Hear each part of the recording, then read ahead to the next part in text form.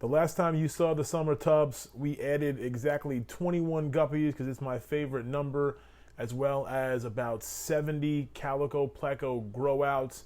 And I'm going to give you guys an update on how they're doing in this video. In addition to adding the Plecos and Guppies to the big tub last time, we also added some of the Mayuki Japanese rice fish and some blue cherry shrimp into one of the smaller tubs, but we still had 3 other tubs empty. So I'm going to show you what we added to those 3 tubs as well.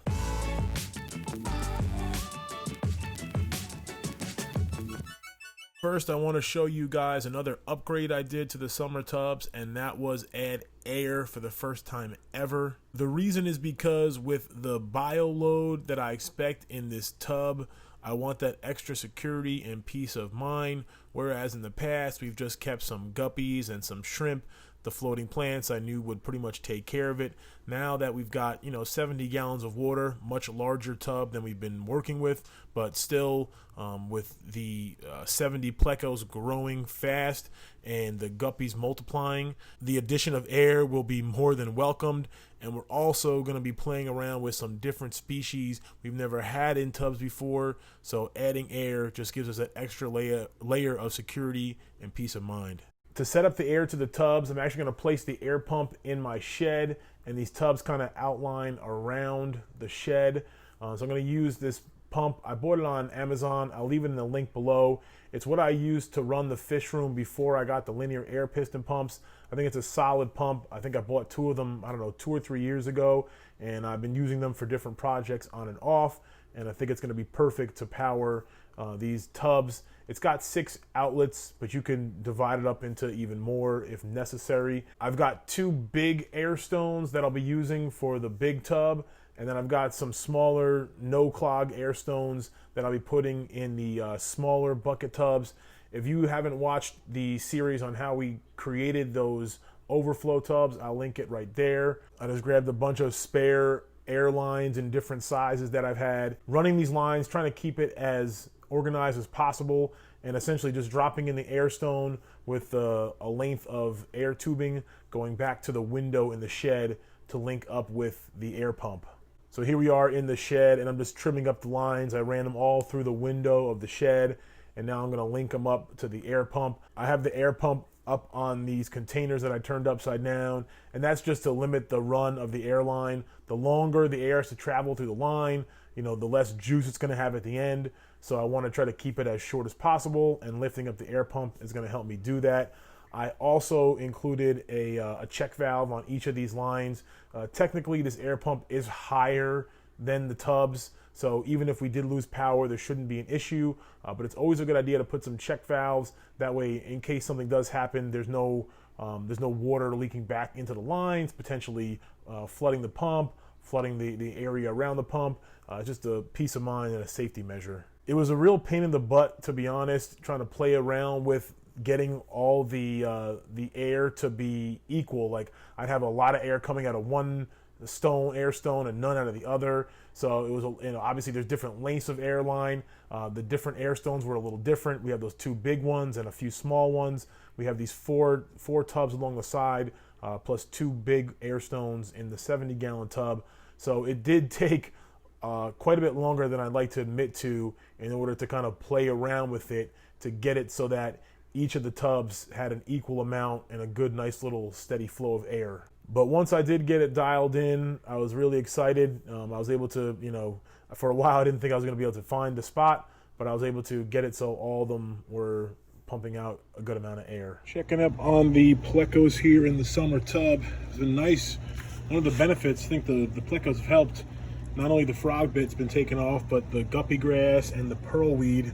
I've been able to harvest some of that. I'm going to take a little bit of pearlweed out of here and transfer it to the inside tubs. I've had this going for the pearlweed. Shout out to Tom over at Team Aquatic. It's got that like over a year ago, last summer, the summer before maybe, and it never really took off. But this summer, for whatever reason, in this tank, it tends to be, or it's tending to go for me, which is good. So hopefully we'll get that cranking. But I wanted to take a look at the Plecos. These guys are getting good size on them. Close to starting to rain out here. getting close to an inch or so. Getting decent uniform size on them.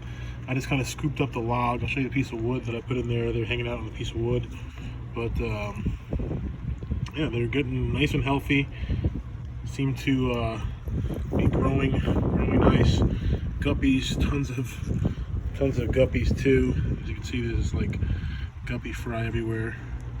But yeah, excited that these guys are getting nice color to them and growing at a good rate. Put the piece of wood back in there. Like I said, I don't think you need driftwood in Pleco tanks or guppy tanks or anything like that, but I think it's a great surface area spot for them to hang out on, and I like to add it to all my tanks and tubs.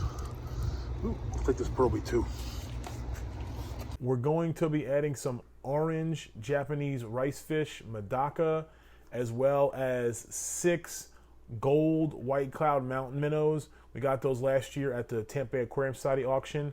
And then some cherry shrimp. We got some orange ones, a really nice line of red ones, and a different specific strain of guppies. These are the Dumbo Mosaic. Now, all these species are fairly hardy and can take a wide range of temperature.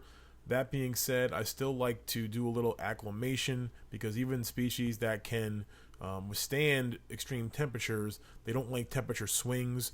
So I'm placing these in these little deli containers and letting them kind of acclimate for a little bit, and then we'll go ahead and release them. Once they've been sitting in there for a while, typically like I acclimate most of the fish in and out of the fish cave into the ponds.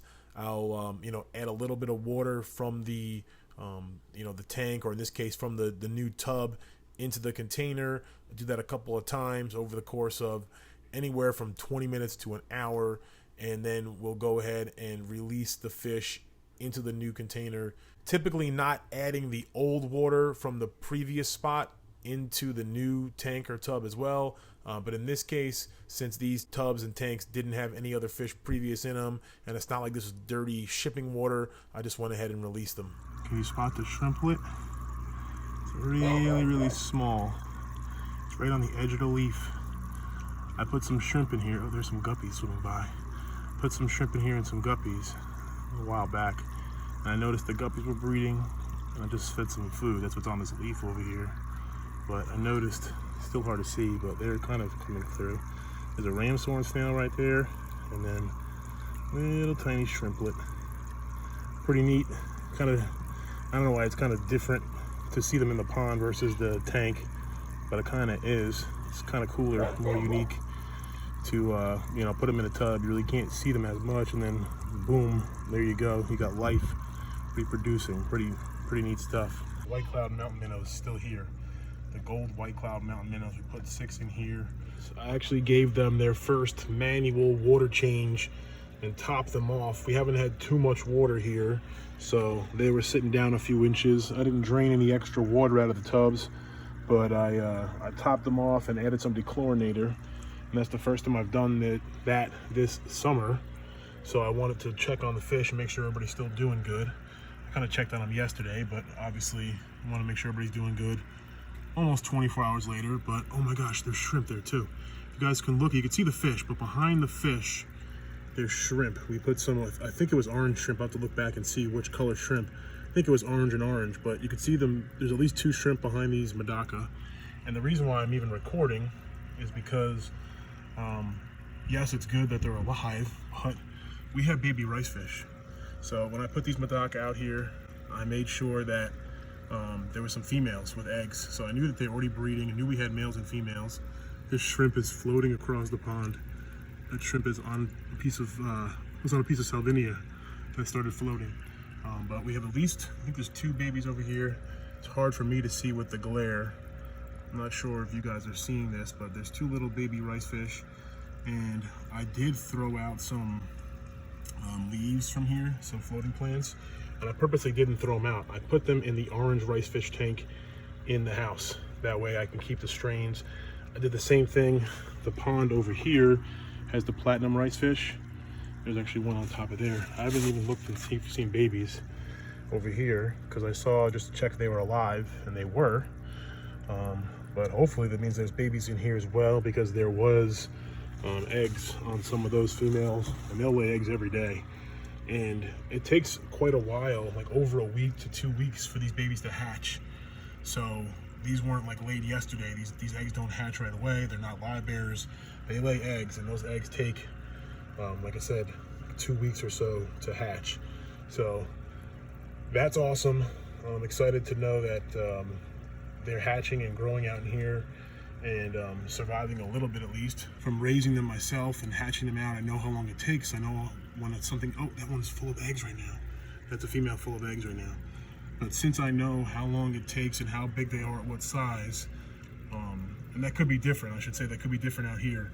Like a fish that's a week old from inside could be different. So this fish looks like a fish that's at least a week or so old, but it could be just a few days old and growing super quick out here. Either way, pretty awesome. You're having success. I'm gonna try to probably stop removing some of the growth, because remember, they're laying their eggs in here. So if I'm pulling out these plants, I'm pulling out eggs, potentially babies that are stuck in there. So gonna try to let it be, but these things are getting overgrown. That's why I did also add a ring. Kind of just took some irrigation tube in each of these tubs, as well as the big tub, and I just made a ring. That way it'll keep it more clear. I can feed there, the fish can surface there. I made 2 in the big tub because the frog bit was going super crazy over here. But we have so many babies, so many Guppy Fry in here, and the Pleco babies are doing really well. So just, oh my gosh, there's so many babies, so many fry.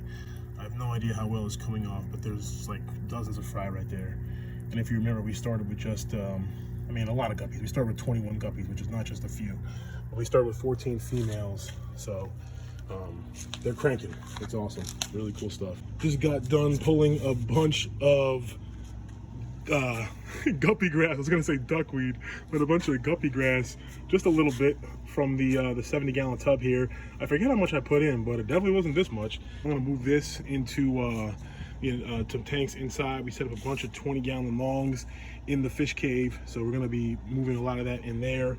And these nets, I love the nets. They do make it a pain in the butt to collect plants and stuff and get in these tubs, but it's all right. I mean, it's part of the game. You need to protect them.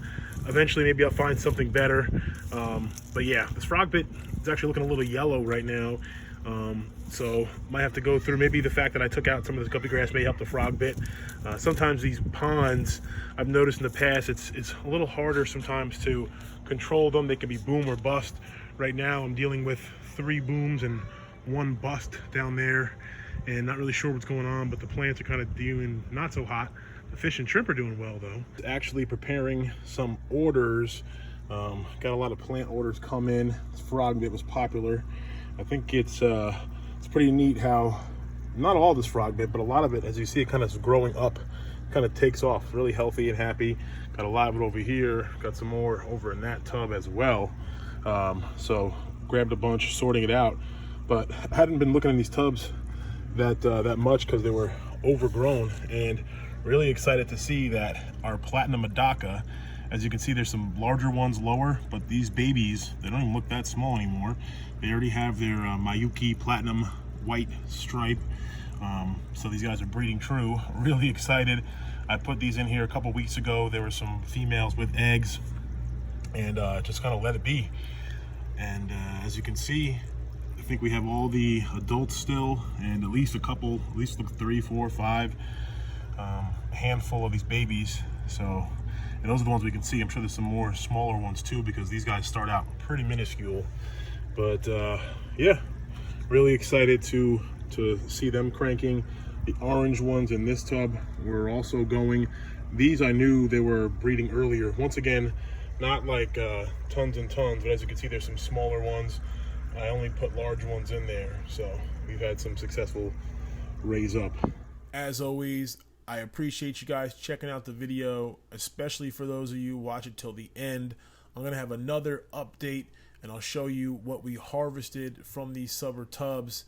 Until then, stay positive and stay passionate.